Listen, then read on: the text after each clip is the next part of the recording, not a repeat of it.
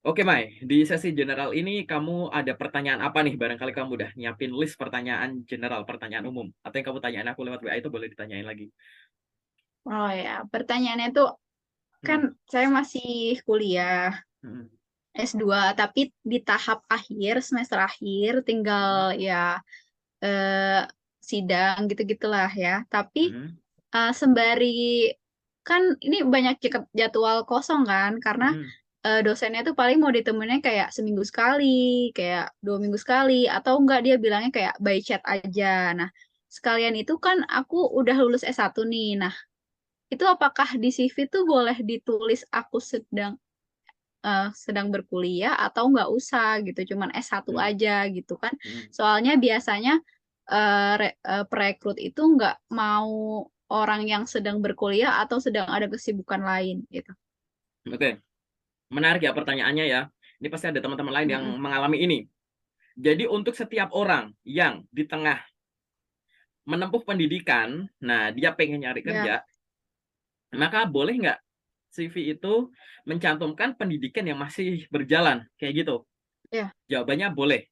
Kalau misalkan Oh boleh nggak boleh. tidak dicantumkan, jawabannya juga boleh. Tapi Oh, masing-masing ada resikonya. Kita ngomongin dari sisi perusahaannya dulu ya.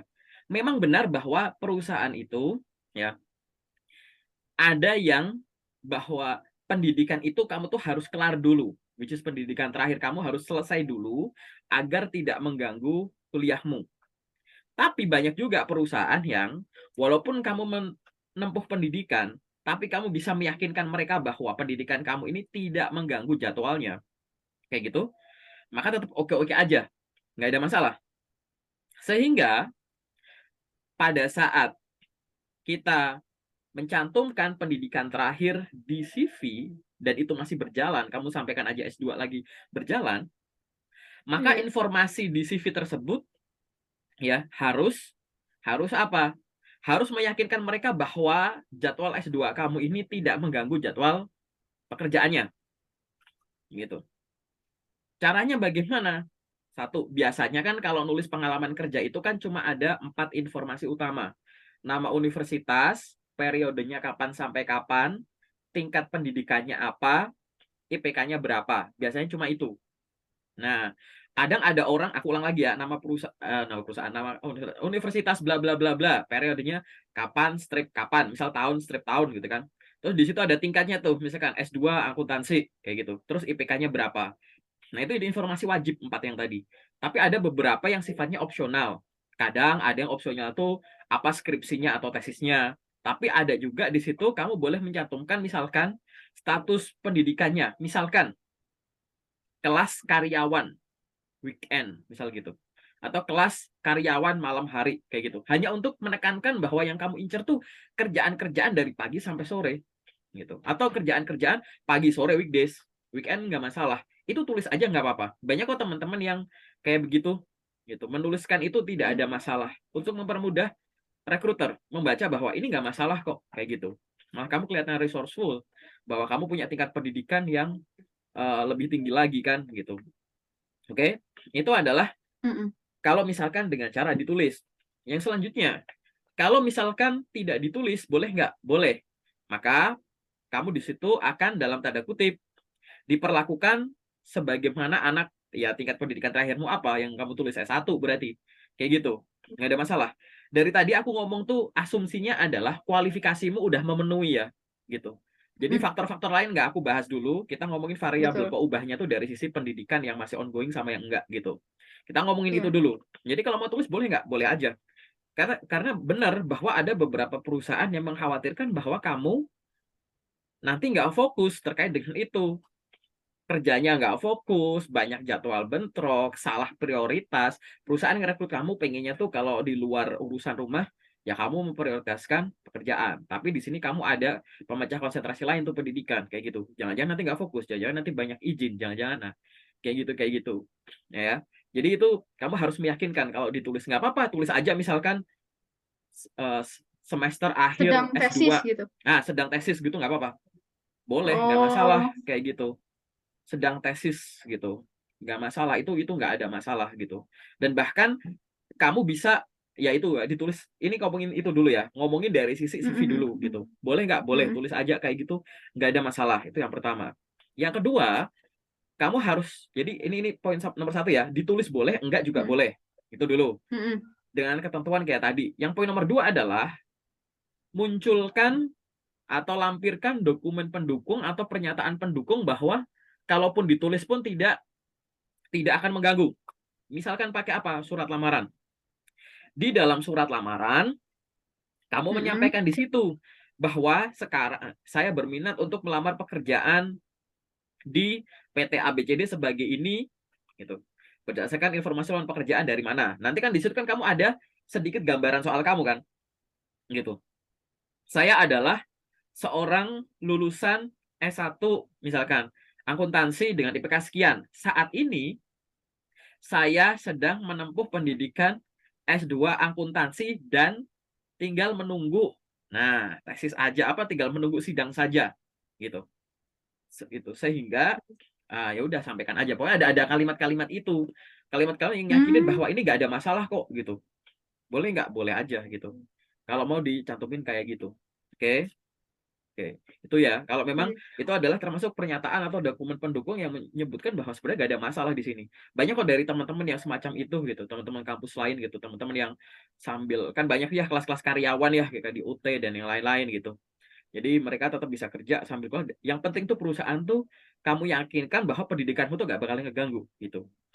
Ini dari sisi kamunya dulu ya. Dari sisi ditulis boleh asal begini, enggak juga boleh asalkan begini, ya kan? Dan termasuk tadi ada dokumen pendukung untuk meyakinkan. Oke, ini dari sisi internal kamunya dulu. Oke, dari sisi eksternal adalah coba kamu bisa cek juga terkait dengan lowongan-lowongan yang kamu incar. Itu tuh juga cari yang tidak terlalu berpengaruh terhadap jadwalmu tadi. Contoh, misalkan loker-loker yang sifatnya itu remote, misalkan, ya kan? Remote di misalkan kamu sibuknya itu pokoknya remote, yang penting tuh kerjaan tuh kelar aja gitu, paham nggak sih gitu, berdasarkan project dan lain-lain. Itu kan nggak apa-apa kamu incer kayak gitu kan, mereka nggak masalah dengan asal kamu jadwalmu bisa ini gitu, boleh based on project gitu kan, boleh gitu. Atau incer-incer perusahaan-perusahaan yang kita cek dulu kamu tuh biasanya sibuknya apa, misalkan cuma weekend ya sudah gitu, berarti nggak masalah dong cari loker-loker yang aktifnya di weekdays kayak gitu. Itu juga nggak ada masalah kok gitu. Itu. Jadi faktor eksternalnya tuh kayak begitu. Oke. Tuh. 2 poin ini adalah 2 poin yang kalau kamu tuh tetap masih mau struggle di tengah kamu statusnya disebut sibuk juga nggak sibuk kan ya, tinggal tesis gitu kan. Nah, yang penting kamu bisa meyakinkan mereka bahwa ini nggak ada masalah gitu. Kalau misalkan pendidikan S2 aku itu nggak ditulis, apakah aku termasuk bohong? Enggak gitu. Kan yang kamu tulis kamu alamin sendiri. Dan nanti waktu interview baru kamu sampaikan lewat lisan, nggak masalah. Gitu. Itu juga strategi juga, boleh kayak gitu. Yang kamu tulis tuh S1-nya aja, terus sambil kasih. Kayak gitu. Boleh nggak kalau misalkan aku punya 2 jenis CV? Boleh. Aku punya CV versi S1 dan versi S2 belum lulus. Nanti versi S1 ya aku ngomong sebagaimana mestinya anak S1 gitu. Nanti kalau yang aku diundang di interview, aku baru sampaikan bahwa sekarang saya menempuh S2 tapi sudah selesai, tinggal ini aja. Itu disampaikan saat wawancara nggak masalah. Itu misalkan kamu nyari loker yang memang tingkat pendidikan minimumnya itu misalnya D3 atau S1 gitu. S2-nya nggak usah kamu tampilin, nggak apa-apa, nanti aja. Paham ya? Gitu. Tapi kalau ada loker-loker di mana di situ ada menyampaikan misalkan pendidikan minimum S2, ada S2 S2-nya kayak gitu. Atau kamu akan melihat bahwa itu merupakan suatu keuntungan pada saat kamu mencantumkan pendidikan S2 di sana. Maka dicoba saja. Kayak gitu. Kenapa aku pakai kata dicoba saja? Kita nggak ada yang tahu nih, perform dari CV itu bagusan yang mana. Jadi yang aku sampaikan ini lebih kayak ke batas-batasnya. Nanti semua penilaian evaluasi terakhir itu adalah dari kamu, journey kamu. Ini aku punya CV versi S1 doang, ini aku punya CV versi S2 belum kelar. Nah, coba kamu bikin target harian. Sehari minimum 10 CV yang S1 ini aku lempar, 10 CV yang S2 belum kelar ini aku lempar. Kamu rekap tuh. Oh, dalam kurun waktu 1 minggu, aku berhasil ngirim lamaran 1.000 misalkan. Dimana dari 1.000 lamaran itu, 500 itu dari yang CV S1 doang, 500 dari CV yang ada S2 belum kelar. Nanti dicek panggilan ke tahap selanjutnya yang lebih banyak yang mana. Oh, ternyata banyak kok yang dari S2, ya sudah lanjutkan aja. Lebih banyak yang S1, S2-nya mau di stop dulu nggak apa-apa. Pakai aja yang ini dulu. Dua-duanya sama-sama perform kok, yang nggak ada masalah gitu. Karena kita tidak harus memiliki CV yang tunggal. Tapi at least kamu harus mengantisipasi kekhawatiran yang tadi itu benar. Beberapa perusahaan, karena kita nggak tahu perusahaan yang mana ya gitu. Perusahaan sukanya ya Ya. karyawan yang fokus dengan karirnya. Sehingga tadi ya, dari sisi kamunya ada preventif udah ditulis, kasih tahu gitu. Mau ada 2 versi kayak gitu. Jadi itu adalah cara penulisan dari pengalaman pendidikan yang tetap masih jalan gitu. Itu nggak ada masalah. Ini sama kayak misalkan ada loh orang yang lamar kerja di perusahaan lain tapi masih bekerja di suatu perusahaan. Nah, di Hmm. pengalaman kerjanya dia nulis periodenya tuh katakanlah 2020 strip sekarang gitu. Mm-mm. Gitu. Di surat lamaran itu saya kapan sampai sekarang gitu. Itu nggak masalah, asal nanti di situ Oh, kamu bisa meyakinkan gitu bahwa ini aku nanya dulu deh. Dari S1 ke S2 kamu sempat kerja dulu nggak? aku ini sih freelance gitu sih. Hmm, Jadi waktu berarti enggak nih. S2 Hmm, bukan di perusahaan gitu. oke. Jadi Di PT sih pernah, cuman buat soal gitu, oke, nanti kan freelance. paling mungkin kamu akan menemukan case-case begitu. Orang yang eh, nyari kerja dulu sebelum dia, jadi ibaratnya kayak aku nggak bakal pindah kerja sebelum aku dapat kerja dulu. Mungkin kamu udah sering tuh dengar kalimat itu. Itu aku pengen Iya, dapat penggantinya dulu sebelum aku resign dari sini. Orang-orang yang semacam itu iya. dia biasanya menyantumkan di CV ya pengalaman kerja periodenya kapan, strip sekarang gitu. Gitu. Tapi Hmm. dianya bisa meyakinkan perusahaan bahwa oh ini nggak masalah loh kalau misalnya aku dibutuhkan segera aku bisa ada sistem one more notice dan lain-lain. Terlebih apalagi kamu ikatannya bukan ikatan kerja, tapi ikatan pendidikan gitu, yang lebih fleksibel Mm-mm. lagi untuk penyesuaiannya kayak gitu. Jadi itu nggak apa-apa menurutku ya gitu. Tinggal tadi kamu meyakinkan dari sisi tertulisnya dulu, terserah mau ditulis dengan cara yang tadi atau nggak usah ditulis, tapi waktu interview nanti disampaikan. Jelasin. Kayak gitu. Itu dari pertanyaan pertama kamu ya gitu. Semoga di sini jelas ya. Iya, Oke, jelas. Terus terus yang apa lagi itu? kedua, Mm, kan saya setelah S1, terus kan loncat ke S2, itu kan mm, di awal-awal masuk S2 itu September itu eh, daftar super prof itu tahu, yang kursus online itu, terus? tutor mengajar. Nah, Mm, nah di situ tuh aku juga sambil kuliah, sambil ngajar juga gitu. mm. Nah, itu kan itu apa termasuk pengalaman kerja ya? Soalnya aku cantumin di CV ku juga sih gitu. Pengalaman kerja yang boleh dicantumkan di CV adalah kerja kantoran. Mau kamu jadi karyawan tetap, Oh, karyawan kontrak, gitu, atau kamu daily worker. Tapi nggak cuma kerja kantoran yang boleh, freelance boleh, part-time boleh, paid internship boleh, unpaid internship boleh, usaha sendiri, entrepreneurship boleh, asisten dosen boleh, gitu. Jadi pengalaman kerja yang boleh disantumkan di CV tidak hanya yang kantoran saja, di luar kantoran juga boleh. Begitupun pendidikan, pendidikan itu yang boleh dicantumkan di CV tidak hanya pendidikan formal, non formal boleh, ikut kursus, ikut bootcamp itu boleh. Organisasi juga sama. Organisasi nggak harus yang di kampus, organisasi sosial di masyarakat juga boleh, kayak gitu. Jadi aku fokus ke pertanyaanmu adalah, nah jawabannya adalah boleh. Ya tadi ya, freelance, part-time, mm, entrepreneurship, internship yang kayak gitu, gitu kan. Terus oke, tetap kontrak dan gitu-gitu boleh. Tapi mm, kamu harus sadar bahwa tidak semua yang boleh itu harus. Jadi pengalaman kerja yang aku sebut tadi itu boleh dicantumkan di CV. Tapi mm, tidak semua yang boleh itu harus. Artinya kalau kamu punya pengalaman kerja banyak, boleh nggak semua pengalaman kerja itu dicantumkan di CV? Boleh, tapi nggak harus semuanya dicantumin. Karena kita pasti akan melihat dari relevansi pengalaman kita terhadap target loker. Kita juga bakal ngelihat mm. juga terkait dengan relevan nggak ya, ya kayak gitu ya. Pengalamanku ada 10 pengalaman kerja. 6 jadi staff, pokoknya 6 di bidang sales and marketing, 4 di bidang admin. Kamu pengen ngelamar sebagai yang ada di bidang sales and marketing.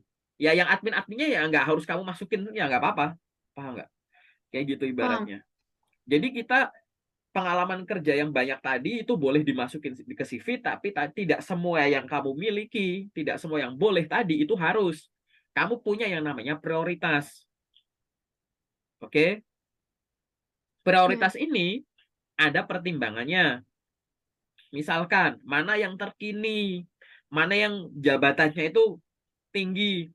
Kamu punya pengalaman kerja, jadi accounting staff, accounting supervisor, accounting manager. Accounting staffnya dihapus aja nggak apa-apa, yang masukin yang manager sama supervisor, misal. Gitu. Atau kamu punya pengalaman kerja, periodenya tuh ada 5 nih. 3 tahun, 2 tahun, 3 tahun, 4 tahun, 6 bulan. 6 bulannya dihapus nggak apa-apa. Gitu. Dengan pertimbangan, ini cuma bentar. Gitu. Ini dalam kondisi kalau kamu sudah punya banyak pilihan. Iya.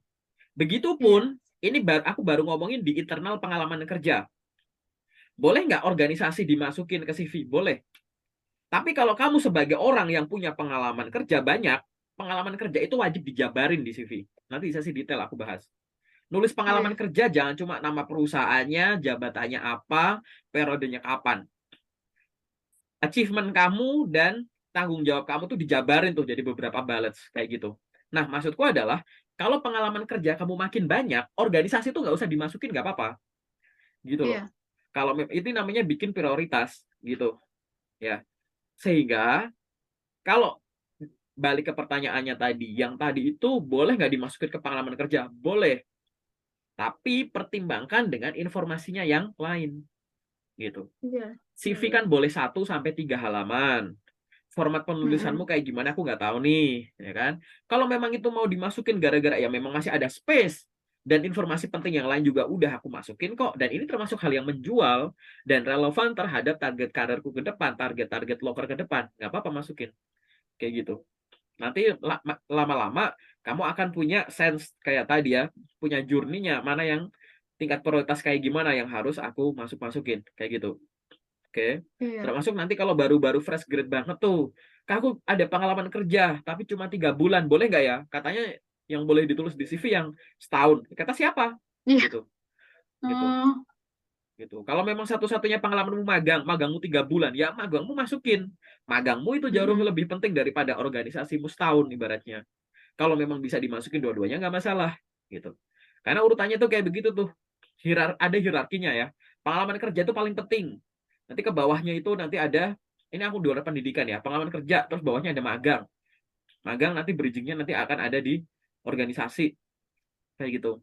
Organisasi kepanitiaan Oh. gitu. Jadi kalau mengorbankan organisasi buat ngejabarin magang ya nggak masalah gitu. Jangan sampai organisasi kamu masukin banyak, magangnya nggak ditulis. Banyak loh yang kayak gitu aku review CV. Pengalaman Waduh. organisasinya, wah banyak banget. Kamu ada magang nggak? Ada. Mana kok nggak ada di sini? Oh ya lupa Pak. Ya gimana? Gitu. Padahal magang itu yang penting. Gitu. Magang itu yang jembatan dari organisasi ke kerja. Bahkan tadi aku bilang, kalau pengalaman kerjamu udah banyak, organisasi nggak usah dimasukin. Gitu. Iya, Apalagi betul. pengalamannya nanti udah senior, pengalaman kerjamu masukin. Magangmu dulu nggak usah masukin. Kenapa kok organisasi nggak usah dimasukin, pengalaman kerjamu dimasukin kalau udah banyak? Karena bekerja itu adalah berorganisasi yang dibayar gitu loh. Paham nggak? Mm-mm. Nah, gitu. Nah, ini adalah cara bikin prioritas. Aku sengaja jabarin gini Prioritas. biar nanti pertambahan kamu paham ya. Bahwa, oh ini aku masukin alasannya begini. Ini nggak aku masukin alasannya begini gitu. Nanti di sesi detail kita akan detailin lagi tuh. Informasi-informasi yang ada di elemen CV. Kita sebut itu elemen CV ya. Info pribadi, Elemen CV. summary, terus ada pengalaman kerja, pengalaman pendidikan, itu namanya elemen CV. Gitu. Iya. Oke. Ada lagi nggak tanggapan atau apapun itu? Ada sih. Apa tuh? Pertanyaan lagi sih. Kalau Hmm. misalnya kan aku punya sertifikasi brevet, Brevet brevet pajak. pajak Hmm. ABC. Ya, Hmm. tapi nilainya itu C. Itu dimasukin atau enggak ya? Aku dimasukin sih, cuman kok ya nilainya jelek gitu, Pak. Oke, nanti kita Malu gitu loh mau masukin juga. nanti nanti kita masukin, jadi untuk yang hal-hal semacam itu ya, nanti ada yang sifatnya itu nilainya nggak usah dimasukin. Boleh. Oh, heeh. nanti ada yang sifatnya itu kamu ngulang dulu boleh gitu. Sambil nanti ngulang atau sambil ngapain itu boleh kayak gitu. Terserah sih itu sebenarnya Oh, strategi. Sama kayak kamu pernah tes TOEFL terus gak iya, dimasukin, ya udah nggak usah, nggak apa-apa gitu. iya, karena kan TOEFL maksimalnya 2 tahun, Pak. Jadi Ya, harus upgrade ya terus. misalkan Kak, aku udah ikut TOEFL, tapi TOEFLku kayaknya Iya, masih dikit. Gimana? Dimasukin nggak? Ya nggak usah dimasukin nggak apa-apa gitu. At least di sini tuh lo ibaratnya tuh kayak ada brevet kayak tadi gitu ya. Mau kamu masukin atau enggak, jadi pertimbangannya tadi. Kalau kamu merasa aku nanti mau mau ikut brevet lagi deh, ini nggak usah aku masukin dulu, ya nggak apa-apa. Tapi kalau aku masukin aku punya sertifikat brevet deh, tapi nggak aku masukin nilainya dulu, ya nggak apa-apa. Toh juga nanti kan sertifikatnya kamu lampirin kan, gitu. oh iya. Berarti semua dokumen tuh harus sama dalam satu itu ya, file gitu ya. Ya sebenarnya Kalau gini, misalnya hah? upload your upload your resume, nah itu semuanya gitu ya, Pak? Tergantung dari platformnya. Kamu ngirimnya tuh via apa? Via email, via apa, via apa, via apa gitu. Karena kan yang diminta Ah, beda-beda. Ngirim ya, dokumen, aku ngomongin via email dulu ya. Kalau ya. disuruh ngirim lamaran via email, dan kalau yang diminta itu udah jelas, kirimkan dokumen A, B, C, D, E, ikutin. Kayak gitu. Tapi kadang tuh ada yang bahasanya tuh nggak jelas. Silahkan kirimkan CV ke sini. Jangan cuma Iya. ngirim CV doang. Gitu. Hmm, Tahu nggak kenapa jangan kirimin CV doang? karena nggak jelas, nggak lengkap ya, Pak. Nah, Ini mau orang mau ngapain gitu. nah, kenapa kok aku bilang bahwa kalau kamu misalkan nih sejauh ini tanpa aku ajarin, kalau ada yang bilang silahkan kirimkan CV Anda ke sini gitu. Yang kamu kirim CV doang atau ada Yang yang aku lain? aku biasanya by email ada surat lamarannya sama CV aja sih, jadi dua aja. Lamaran, surat lamaran dan CV ya. Iya. Nih, aku kasih contoh di tunggu sebentar ya. Muncul nggak? Aku share Muncul, LinkedIn. Nih, muncul. ada kita cari contoh-contoh lamaran aja. Ada contoh loker nih oleh Bu Lisa contohnya kayak gini nih. Ya, Nah, itu. Nih, aku selalu nanya gitu ya. Kalau ada yang bilang, "Kak, kalau aku nanya ya, kamu ada lamaran disuruh kirim via email. Tulisannya silahkan kirimkan CV ke email ini. Kamu ngirim dokumen apa?" ya. Aku ngirimin CV aja, Kak. Kenapa ngirimin CV? Karena yang diminta cuma CV. Gitu. Oh, Nah, pertanyaanku sekarang adalah, untuk ini biar kamu tahu ilmunya ya. Kalau mm, di loker itu tulisannya silahkan kirimkan CV via email, tapi yang kamu kirim cuma CV aja, pertanyaanku nih, ada loker real. Ya, di sini arahannya apa? Langsung arahannya itu kirimkan email. lamaran. Kalau di Oh info iya. locker tulisannya silahkan kirimkan CV ke ini@gmail.com misalkan, yang kamu kirim cuma CV, pertanyaanku adalah kalau ada locker tipe gini nih, silahkan kirimkan lamaran. Apa kamu cuma ngirim surat lamaran doang, nggak ada CV-nya? Paham nggak? Nggak mungkin. Nah, itu loh. Iya. Jadi bahasa di locker itu jangan langsung ditelan mentah-mentah untuk bahasa-bahasa yang kayak begini, gitu. Gitu. Terus ini ada lagi nih, ada Oh loh, ya. nggak cuma satu, ini iseng aja. Kalau kamu nanti mau iseng main-main sendiri tuh buka aja nih tulisan kirimkan lamaran gini. Searching aja, cari bagian di filter posting misalkan. Nih kayak gini, ada lagi nih, Pak Danis. Gitu kan. Nih apa lagi nih? Silahkan kirimkan lamaran ke ini @unibis.co.id. Balik lagi, kalau ada loker kayak gini, masa kamu kirimin? Kalau kamu Di terjemahin Vito. mentah-mentah, kamu ngirimin lamaran doang loh. Paham nggak? Karena Iya, yang iya. diminta silahkan kirimkan lamaran, nggak minta CV dia. Gitu. Nah, itu. Di sini aku pengen ngomong apa sih sebenarnya di sini? Nah, kalau ada Mm, info lowongan kerja dibaca bener-bener. Kalau memang informasinya itu memang cuma kayak nggak komplit atau kurang jelas misalkan, silahkan kirimkan lamaran ke sini, silahkan kirimkan CV ke sini. mm, Jadi jangan cuma mm. CV doang, ada dokumen pendukung. Nah, dokumen Ada dokumen pendukung pendukung. itu silahkan kirimkan dokumen pendukung selain dokumen pribadi. Dokumen Hmm. pribadi itu KTP, KK, akta, NPWP, BPJS. gitu, vaksin gitu. Itu entar-entar aja. Oke. Sip. Dokumen selain itu Oke. silahkan dilampirkan.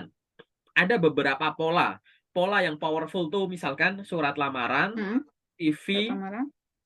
CV, portofolio gitu. Boleh. Lamaran, CV, portofolio. Portofolio. Kamu bikin portofolio. Kalau nggak punya portofolio, surat lamaran, CV, ijazah, transkrip, boleh. Surat Oh, lamaran, CV, ijazah. ijazah, transkrip, sertifikat-sertifikat, boleh. Lamaran, CV, ijazah, transkrip, sertifikat, foto, boleh. Gitu-gitu. Terserah. Yang penting nggak ada dokumen pribadi. Mungkin kalau kamu belum Hmm. punya portofolio, bikin aja portofolio. Gitu, boleh. Portofolio itu apa ya, Pak? Portofolio, gini, CV itu Kan bukti portofolio. pengalaman. Kalau portofolio, bukti karya. Nanti kamu bedain ya, Oh. gitu. Jadi CV itu bukti pengalaman, cerita pengalaman kamu. Heeh. Nah, portofolio itu bukti karya. Di CV kamu bilang bahwa saya punya pengalaman ngajar bahasa Inggris Hmm. anak SMA selama sekian tahun. Maka di portofolio itu isinya dokumentasinya. Misalkan dokumentasinya Oh. tuh bisa foto, video, gitu, atau sertifikatnya apa. Di pengalaman kerja kamu bilang kamu adalah seorang social media spesialis. Di portofolio kamu kasih gambaran, ini loh, screenshot dari sosmed yang kamu handle. Kamu seorang graphic designer. Kamu nulis di PT ABCD, aku jadi graphic designer 5 tahun. Nah, di portofolio, kamu nyantumin beberapa contoh hasil desain gambarmu. Gitu. Oh. Jadi CV itu adalah perjalanan karirnya ya, urutannya gitu. Tapi kalau yang di portofolio adalah bukti karyanya. Gitu. Ini kan saling melengkapi, kayak gitu.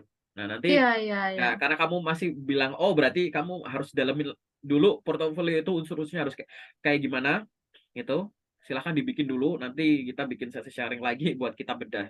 Portofolio juga nggak apa-apa, Iya. gitu.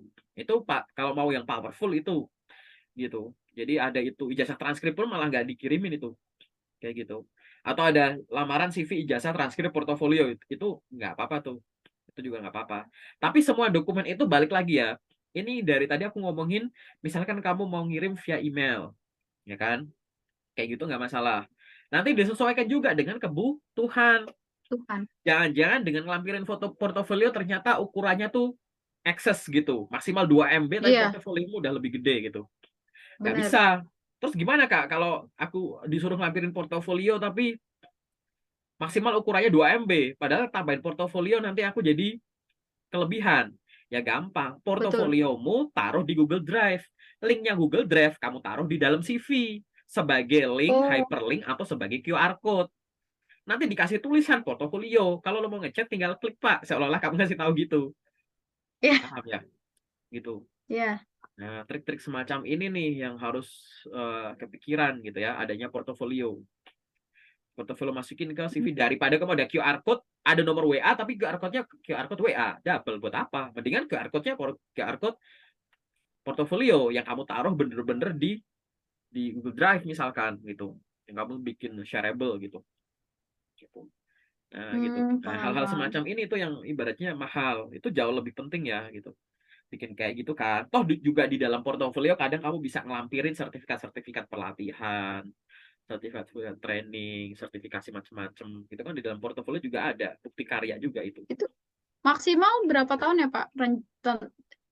Itunya. Eh, Ntar, kalau waktu sih mungkin kamu bisa dari kurun waktu 5 tahun terakhir gitu. Atau ibaratnya Lima kan tahun kamu terakhir. kan kamu anak S2 tuh. Jadi selama S1, Mm-mm. periode S1 S2 aja pengalamanmu. Nggak usah terlalu banyak ngomongin SMA gitu. Oh, maksud aku berarti pelatihan di kuliah S1 gitu nggak apa-apa ya? Padahal kan udah lama. Ya, S1 S2 aja gitu. Oh, S1, S2 aja. Jadi nggak usah terlalu banyak ngomongin SMA kalau kayak gitu kan. Gitu. Iya. Ya. Ya. Berarti kalau misalnya hal yang lain, misalnya Hmm. bukti kalau misalnya aku lagi, kan kalau setelah S1 kan buktinya itu ijazah dan transkrip. Hmm. Kalau bukti aku S2 perlu dilampirkan nggak ya? Misalnya aku memang seorang mahasiswa S2 nih gitu. Nggak, bukti karyanya itu ngejawab pengalaman misalkan kamu di CV ada pengalaman kerja. Nah, dokumentasi pengalaman kerjanya tuh dimasukin ke portofolio gitu. Nanti kamu browsing dulu deh, Iya. portofolio harus kayak gimana gitu. Oh iya, iya. Ijazah dan transkrip itu nggak usah dimasukin ke dalamnya portofolio, itu hal yang berbeda gitu. Tapi Iya kalau kan, hal sekedar yang berbeda. hmm, Nah, maksud saya kan kalau transkrip dan ijazah itu bukti kalau sudah S1 kan. hmm, yes, Kalau misalnya saya S2, nah itu apakah aku juga melampirkan bukti gitu. Kalau saya tuh S2 gitu maksudnya. nggak di dalam portofolio atau di dokumen lainnya. Di dokumen lain. Mungkin ada apa? Mungkin kalau belum lulus tuh ada dokumentasi nggak sih di situ? Paling nilai aja ya, IPK Kayak gitu, IPK KRS gitu sementara. kali ya. Ya, Oh, ya, KHS. KS ya. Tapi Heeh. ada ini nggak sih? Ada, tapi kan nggak ada SKL ya. Belum lulus, belum ini ya. Iya, itu dia Nggak makanya usah, nggak bingung. apa-apa. Nggak usah, nggak apa-apa. Oh, nggak usah. Heeh, heeh. Tulis di CV-nya aja berarti. Gitu. Oh, ya, ya. Ingat ya, kita dari tadi ngomongin komposisi surat lamaran. Ya, Gitu. Jadi sudah. nanti Heeh. tingkat prioritasnya nanti kita lihat realnya dulu. Ini kan dari tadi kita sambil ngebayangin nih. Aku ngebayangin dokumen itu berarti harus gini, gini, gini. Kamu belum kirimin ke aku, nanti sesi detail aja ya gitu. Kita cek. Tapi Ya, yang jelas tadi bahwa komposisi-komposisinya itu jangan melampirkan dokumen pribadi pada saat ya. nggak Betul. diminta di awal. Dan sebelum kita ngirimkan lamaran kayak gitu, Mm-mm. pastikan lokernya itu asli dan masih berlaku. Jangan sampai kamu tiba-tiba kirim-kirim lamaran ternyata lokernya nggak yang asli kayak gitu, loker fake kayak gitu. Itu kamu harus bisa menjaga Kalau loker. kayak gitu. Kamu juga harus bisa menjaga terkait dengan keamanan informasi dan data-data kamu kayak gitu. Oh, iya sih ya. Heeh. Kayak gitu. Biasanya kalau saya memang dari websitenya langsung sih, Pak. Kalau nggak ada dari websitenya langsung sih, kayak kurang percaya gitu. Oke, nggak masalah. Ini berarti kita mau masuk ke sesi bahas loker fake tadi kayak gitu Iya, ya. boleh. Kita bahas itu ya. Jadi, tapi Iya. ini itu kita jadiin sesi kedua aja ya. Oke. Oh Sesi ya, oke, general yang oke. kedua, oke.